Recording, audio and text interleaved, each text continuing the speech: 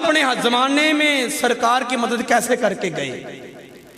بات یہ قابل غور ہے، ابراہیم اپنے زمانے میں مصطفیٰ کی مدد کیسے کر گئے؟ موسیٰ اپنے زمانے میں مصطفیٰ کی مدد کیسے کر گئے؟ عیسیٰ اپنے زمانے میں مصطفیٰ کی مدد کیسے کر گئے؟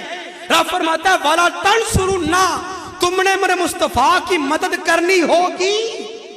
اس کا ایک ہی جواب ہے، وہ مدد کر کے گئے، یہ بھی حقیقت ہے، لیکن کر کے کیسے گئے میں تمہیں بتاتا ہوں آدم نے مصطفیٰ کی مدد کیسے کی ہے۔ جب آدم علیہ السلام اس روئے زمین کے اوپر آ گئے جنت سے ہو کر، اور جنت سے ہو کے جب آ گئے نا 350 سال تک توبہ قبول نہ ہوئی۔ ایک دن بیٹھے بیٹھے خیال کیا آخر ایسی کون سی بات ہے، آخر میرے اندر کون سی کمی ہے کہ میں دعا کرتا ہوں مردود ہو جاتی ہے، توبہ کرتا ہوں قبول نہیں ہوتی، آخر کون سی ایسی میرے اندر کمی بیشی ہو گئی۔ بیٹھے بیٹھے خیال آیا لگتا یہ ہے کہ مجھے مانگنے کا ڈھنگ نہیں آتا، رب سے مانگنے کا ڈھنگ نہیں آتا۔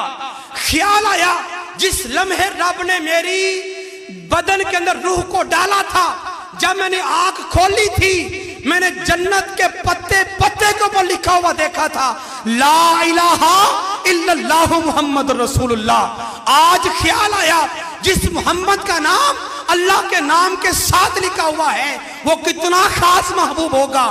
جب یہ خیال آیا تو دعا مانگی مولا اس محمد مصطفیٰ کا واسطہ جس کا نام تو نے جنت کے پتوں پہ لکھا، حوروں کے ماتھوں کے اوپر لکھا، غلمان کے ماتھوں کے اوپر لکھا، جنتی برتنوں کے اوپر لکھا، مولا اس محمد مصطفیٰ کا واسطہ میری توبہ قبول فرما لے۔ اتنی دعا کرنے کی دیر تھی فوراً جبریل آ گئے، عرض کیا اللہ کے نبی آدم، رب فرماتا ہے ہم نے توبہ قبول فرما لی۔ اولاد کا سلسلہ آگے چلا۔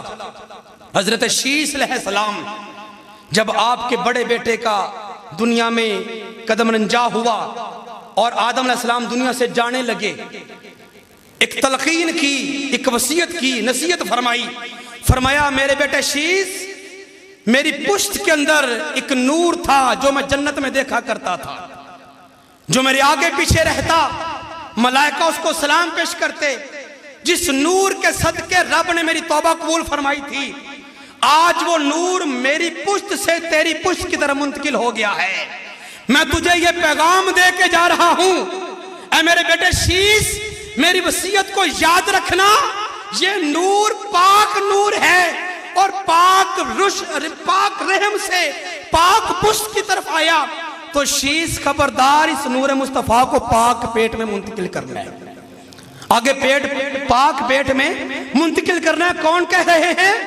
اللہ کے نبی آدم علیہ السلام اپنے بیٹے شیس کو، تو گویا شیس کو سامنے بٹھا کر، اپنے بیٹوں کو سامنے بٹھا کر آدم اپنے دور میں مصطفیٰ کا میلاد پڑھ کے مصطفیٰ کی مدد کر رہے ہیں۔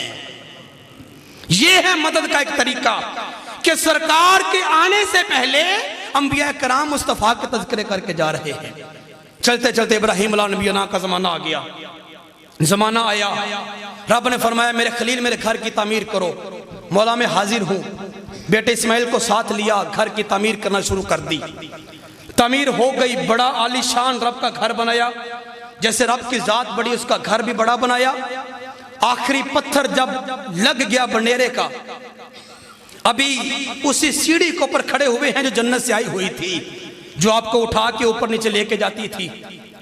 نیچے اترنے سے پہلے دل میں خیال آیا، عرض کیا مولا میں نے تیرا گھر بنا دیا، تیرا عظیم گھر بنا دیا۔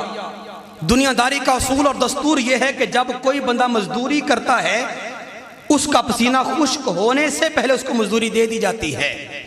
مولا میں نے تیرے گھر کی مزدوری کی ہے تو مجھے تیری بارگاہ سے مزدوری نہیں ملے گی۔ فرمایا ابراہیم مانگو، کیا مزدوری مانگتے ہو؟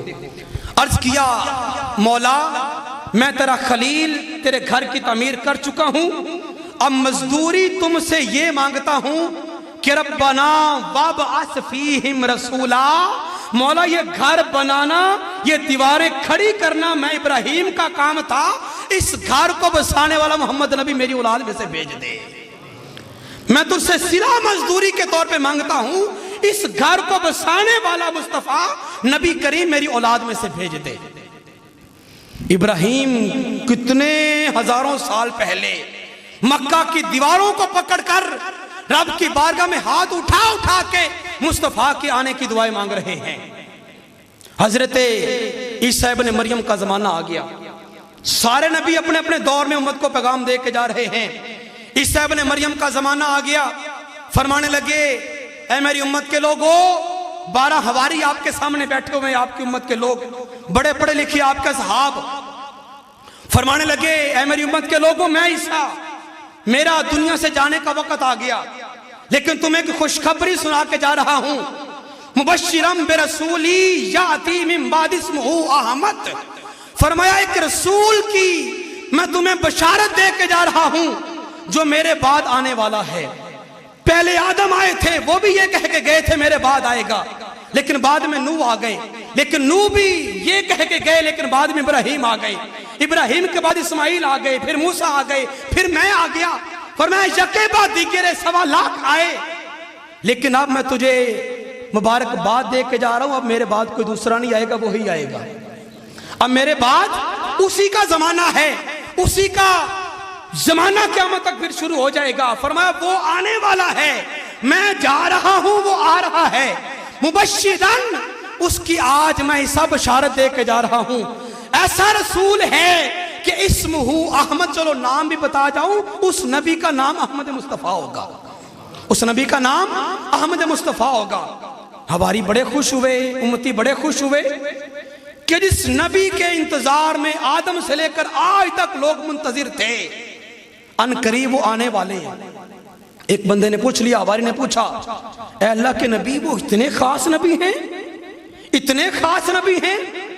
اچھا شاگرد ہو نا، اس کا استاد بڑا قابل ہو، تو استاد اگر کسی دوسرے استاد کی کسی دوسرے بندے کی تعریف کرے نا، شاگرد بھی حیران ہو جاتا ہے کہ میرا استاد اتنا قابل ہے، وہ دوسرے کی تعریف کر رہا ہے۔ اگر کوئی پیر کسی دوسرے پیر کی تعریف کر دے تو وہ بڑا مرید حیران ہو جاتا ہے کہ میرا پیر خود اتنا بڑا ہے، کسی دوسرے کی تعریف کر رہا ہے۔ اب اللہ کا نبی عیسیٰ ہو کر تعریف مصطفیٰ کی کرے تو حواری پریشان نہ ہو جائیں گے، امتی پریشان نہ ہو جائیں گے؟ امتی پریشان ہو گئے۔ ایک نے پوچھ لیا کہ اللہ کے نبی عیسیٰ، آپ تو خود بڑے کمال والے، آپ تو خود بڑی شان والے، اور آپ تعریفیں کرتے ہیں مصطفیٰ کی، ہمیں یہ تو بتا دیں وہ کتنا خاص نبی ہے، وہ کتنا خاص نبی ہے۔ فرمایا حواریوں، تم اس نبی کی خصوصیت پوچھتے ہو، اس کا مقام پوچھتے ہو، اللہ کی عزت کی قسم، میں اللہ کا نبی عیسیٰ، اگر میرے زمانے میں وہ نبی مبعوث ہو جائے یا میں اس کے زمانے میں مبعوث ہو جاؤں، اللہ کی عزت کی قسم کھا کے کہتا ہوں، اس کے قدموں کے جو جوتے ہیں، ان جوتوں کے ساتھ جو تسمے لگے ہوئے ہیں، ان تسموں کو باندھنا اور پھر کھولنا، اگر مجھے خوش نصیبی حاصل ہو جائے، اس سے بڑی میرے لیے سعادت کی بات ہی کوئی نہیں ہو سکتی۔ تم یہ کہتے ہو کتنا خاص ہوگا؟ فرمایا اس کے جو تسمے ہیں وہ اگر باندھنے اور کھولنے کا مجھے موقع مل جائے، میرے لیے بڑی سعادت کی بات ہوگی۔ حضرات ذوالفقار، سارے نبی اسی مصطفیٰ کی بات کر کے گئے۔ عالم ارواح میں خالق کائنات نے فرمایا انبیاء کی روحو، آج ہم نے تمہیں وجود اس مصطفیٰ کے صدقے دیا، آج تم نے اس کے گر چکر بھی کاٹنا ہے، اس کا کلمہ بھی پڑھنا ہے۔ 1,00,000 سال تک تمام نبیوں کی روحیں مصطفیٰ کی گر چکر کاٹتی رہی ہیں۔ صرف سبق اس لیے تھا کہ دنیا میں جا کے سبق بھول نہ جانا۔ یہی سبق پھر کائنات کے ہر نبی نے یاد رکھا، ہر نبی آ کے پھر مصطفیٰ کا میلاد بنا کر کے گیا۔ خالق کائنات ہمیں سمجھنے کی توفیق عطا فرمائے۔ واخر دعوانا